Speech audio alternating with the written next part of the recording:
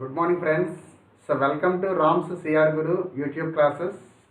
So ఈరోజు మీకు నేను చెప్పబోయే టాపిక్ ఏంటంటే బ్లడ్ రిలేషన్స్ బేసిక్స్ అనేది మీకు నేర్పిస్తాను. ఓకే, సో బ్లడ్ రిలేషన్స్ బేసిక్స్లో ఫస్ట్ థింగ్ ఏంటంటే మనకి ఇక్కడ ఫ్యామిలీ ట్రీ అనేది మీకు ఒకసారి నేర్పిస్తాను. సో ఫస్ట్ బేసిక్ ఇక్కడ జనరేషన్స్ వాటి గురించి మాట్లాడుకుందాం. సో ఫస్ట్ ఆఫ్ ఆల్ మనం ఏంటంటే ఫ్యామిలీ ట్రీ గురించి మాట్లాడుకునేటప్పుడు మనం మాట్లాడాల్సింది ఏంటంటే first of all generations. So generations వచ్చేసరికి ఏంటంటే ఫస్ట్ ఇక్కడ మనం 3 టైప్స్గా చెప్తాము. జీరో జనరేషన్ అని చెప్పేసి అంటాం. So what is the generation for zero generation అంటే ఇక్కడ మనకి ప్రజెంట్ జనరేషన్ ఏదైతే ఉందో దానిని మనం జీరో జనరేషన్ అని చెప్పేసి ఇండికేట్ చేస్తాం. అలానే మన పేరెంట్స్ ఉన్నారుగా, పేరెంట్స్ అంటే వాళ్ళు ఫస్ట్ జనరేషన్ కింద వస్తారు. పేరెంట్స్ జనరేషన్ ఫస్ట్ జనరేషన్ అని చెప్తున్నాం. అలానే సెకండ్ జనరేషన్ వచ్చేసరికి ఏంటంటే గ్రాండ్ పేరెంట్స్ వచ్చేసరికి మనం సెకండ్ జనరేషన్గా మాట్లాడతాం. Okay, so there are 3 generations అని చెప్పేసి మనం చెప్తాం. సో ఇప్పుడు అలానే ఇక్కడ మనం ఒక ఫ్యామిలీ ట్రీలో మనం చెక్ చేసుకుంటే ఫస్ట్ ఆఫ్ ఆల్ ఏంటంటే జీరో జనరేషన్ నుంచి స్టార్ట్ చేస్తూ సో నెక్స్ట్ అలానే ప్రజెంట్ జనరేషన్ బేస్ చేసుకొని పాస్ట్ జనరేషన్ నెక్స్ట్ దాన్ని బేస్ చేసుకొని ఫ్యూచర్ జనరేషన్ ఇక్కడ మనం ఇండికేట్ చేయలేదు. ఫ్యూచర్ జనరేషన్ కూడా మనం మాట్లాడుకుంటాం, బట్ జనరేషన్స్ 3 టైప్స్ ఇవే చెప్తాం. సో నార్మల్గా జనరేషన్స్ వచ్చేసరికి ప్రజెంట్, పాస్ట్, ఫ్యూచర్ అని చెప్పేసి అంటాం కదా. బట్ ఇక్కడ మనం ఏంటంటే జీరో జనరేషన్ ఏమో ప్రజెంట్, అలాగే ఫస్ట్ జనరేషన్ అంటే మన పేరెంట్స్ జనరేషన్ ఫస్ట్, నెక్స్ట్ మన గ్రాండ్ పేరెంట్స్ జనరేషన్ ఏమో సెకండ్గా మనం నేర్చుకుంటాము. సపోజ్ ఇఫ్ ఇట్ ఈస్ సి 1 boy 1 girl, so brother and sisters మనం తీసుకున్నాం. ఇక్కడ వీళ్ళు these are called zero generation. అర్థమైందా? బ్రదర్ సిస్టర్స్ అంటే వీళ్ళ మనం జీరో జనరేషన్ అని చెప్పేసి మాట్లాడుతున్నాం. సో ఈ జీరో జనరేషన్లో వచ్చేసరికి వీళ్ళకి పేరెంట్స్ ఉంటారుగా, వీళ్ళకి పేరెంట్స్ ఉంటారు కదా, ఇట్లా పేరెంట్స్ ఉంటారుగా. సో అది మనం ఇక్కడ మదరు ఫాదర్ అని చెప్పేసి అంటాం. ఓకే, వాళ్ళ పేరెంట్స్ అంటే mother father. Okay, so next ఈ మదరు ఫాదర్ వచ్చేసరికి మనం ఏమంటున్నాం అంటే ఫస్ట్ జనరేషన్ అని చెప్పేసి మాట్లాడుతున్నాం ఫ్రెండ్స్. సో అలానే సో నెక్స్ట్ వచ్చేసరికి మళ్ళీ ఇక్కడ ఫాదర్కి కూడా అగైన్ మదరు ఫాదర్ ఉంటారు కాబట్టి so they are belongs to you అంటే ఇక్కడ ఏంటంటే గ్రాండ్ మదర్ గ్రాండ్ ఫాదర్ అని చెప్పేసి మాట్లాడతాం. So similarly suppose if it is from the mother side, again here mother father will be there. Mother is called as grandmother and so father is called grandfather అని మనం చెప్పొచ్చు. So ఇక్కడ question ఏంటంటే your father belongs to you అనేసి అంటే grand father. Your father's mother belongs to what is the relation between you? Okay, that is grand mother, we called as grandmother. యువర్ మదర్స్ father means grandfather. Your mother's mother belongs to you means grandmother అని చెప్పేసి అంటున్నాం. So father side parents, mother side parents, మన grand parents అని చెప్పేసి మాట్లాడుతూ ఉన్నాం. సో ఇక్కడ మనం మాట్లాడేటప్పుడు వీటి యొక్క డిఫరెన్సెస్ అనేది తెలియాలి. But how that father side grand parents, suppose I'm introducing to my friend, he is my grand father, but for mother side and father side they don't know. Okay, so but how to indicate means whether it is in the father side grandparents are called as using the word paternal word. Okay, paternal grandfather. See once your father's father belongs to you, paternal grandfather. Your father's mother belongs to you, paternal grandmother. Finish. Suppose if it is your mother side parents belongs to your grandparents means you are using mother side, you are using maternal. Suppose your mother's father belongs to you, నీకేమవుతారు? So maternal grandfather. So your mother's mother belongs to you, you call as maternal grandmother. So that is the relation. So now if it is 3 generations I discussed friends. So the first one is Zero generation, first generation and second generation I discussed now. Okay, after that, suppose if it is just I am discussing about a father. Okay, father side. Suppose if it is a father are having one brother, one sister. So suppose your father, so this boy, okay, this brother and sisters are having father having brother and sister. అంటే వీళ్ళ యొక్క ఫాదర్కి brother sister ఉన్నారు. So my question is, so your father's brother belongs to you. So you called as uncle. ఏమవుతారు నీకు? మీ father యొక్క brother నీకు ఏమవుతారు? అంకుల్ అవుతారు. అంకుల్ అది ఎవరి వైపు? ఫాదర్ వైపు ఉంది కాబట్టి ఫాదర్ వైపు మీన్స్ మనం ఏం యూజ్ చేస్తున్నాం? Word paternal uncle. Paternal uncle. So మా ఫాదర్ యొక్క బ్రదరు నాకు అంకుల్ అవుతారు ఫాదర్ సైడ్ నుంచి కాబట్టి కాల్డ్ యాజ్ పెటర్నల్ అంకుల్ అని చెప్పేసి అంటున్నామండి. So similarly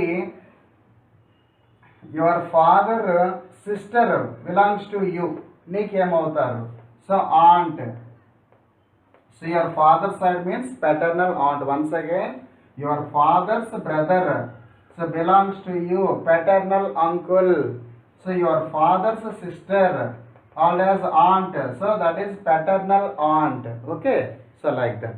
Suppose if it is your father's brother got married, after married again your children, again their children. Okay, otherwise your father's sister also got married after your children. So your father's brother children belongs to you అనేది నేను అడిగాను. So they are called as cousins. They are called as cousins. Suppose if it is your father's sisters children so belongs to, so those also cousins only. Clear everybody? So your father's brother are called as paternal uncle. Your father's sister is called as paternal aunt. And your father's brother's children so belongs to you, cousins. And again your father's sister's children so belongs to you, again cousins. Okay, so next suppose if from the mother side what is the relations will be? Suppose if it is from the mother side, again if it is okay, mother having again brother and sisters. Mother కూడా మీ mother కూడా brother and sisters ఉన్నారు. Suppose if it is your mother brother so belongs to you, again uncle only. So your mother sister again belongs to you is aunt. So from the mother side using the maternal uncle and maternal aunt, your mother's brother belongs to you, maternal uncle. So your mother's sister belongs to you, maternal aunt. So again so now here if it is their brother is also after marriage again children's, again that sister after married again so they are children's. So now your mother's brother or sister's children's, so those are called as cousins. Okay, so from the mother side and father side are completed. Clear everybody? So for the next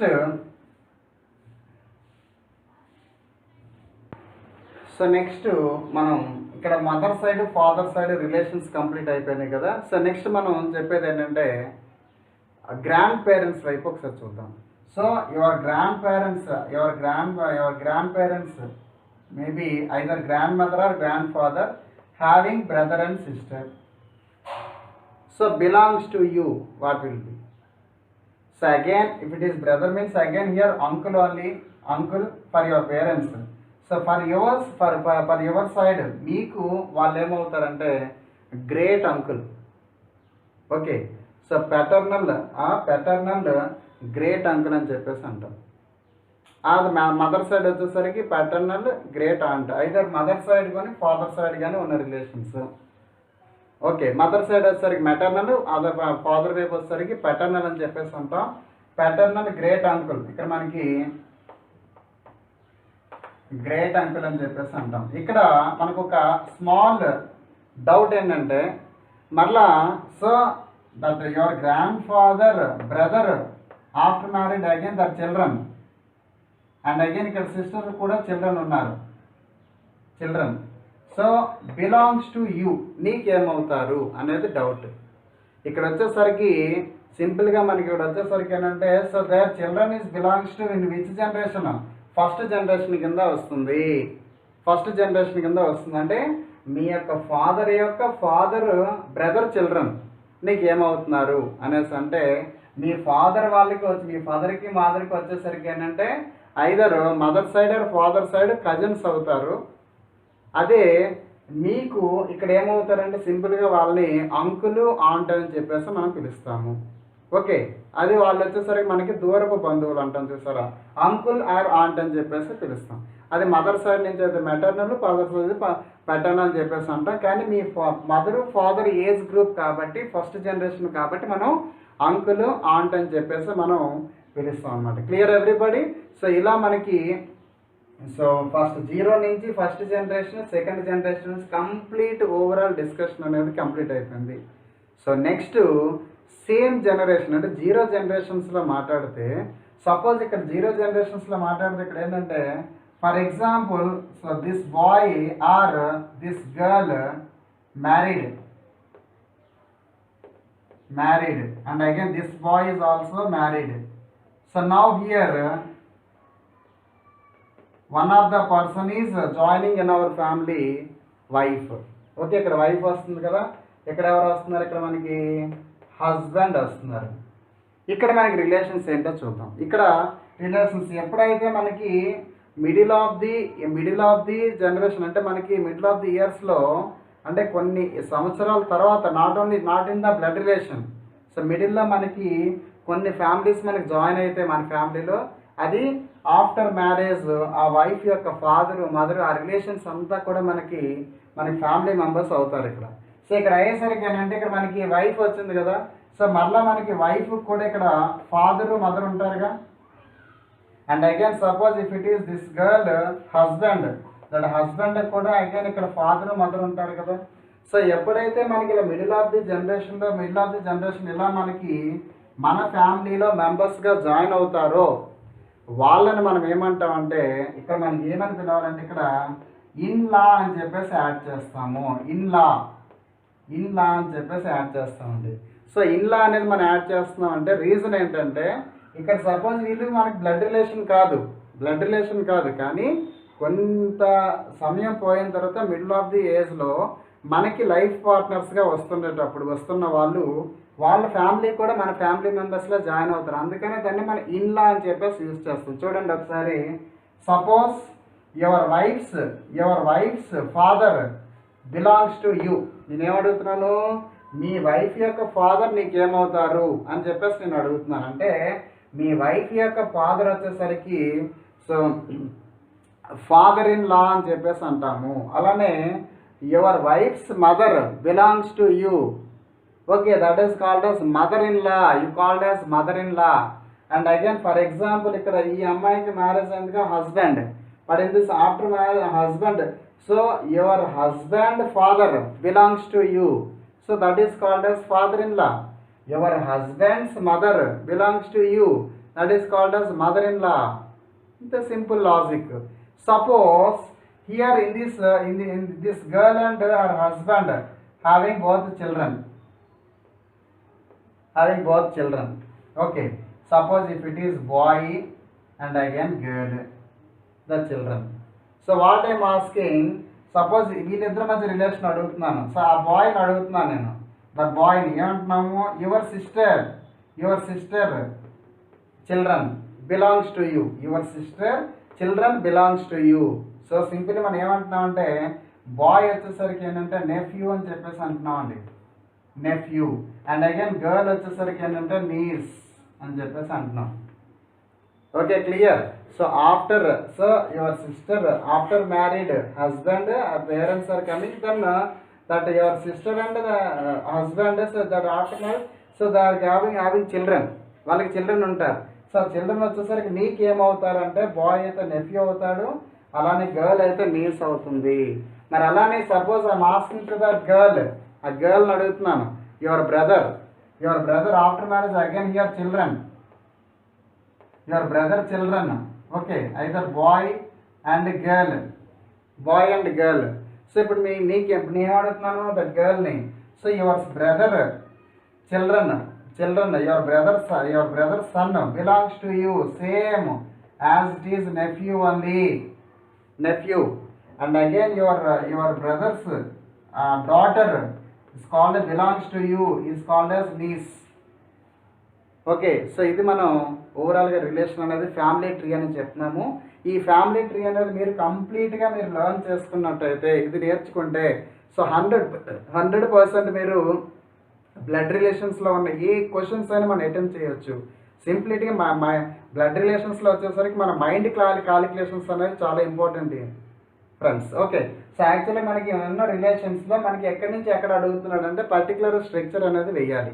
okay, so ఒకసారి మనం ఈ యొక్క చూడండి, ఒకసారి మనకి present generation, అలాగే first generation, second generation, so something remaining, so next in the future generation again that children గురించి కూడా మనం మాట్లాడడం జరిగింది. So this is about family tree, complete blood relations. Any competitive exams మీరు వెళ్ళండి, కంప్లీట్గా ఫ్యామిలీ ట్రీ అనేది మీరు నేర్చుకోండి.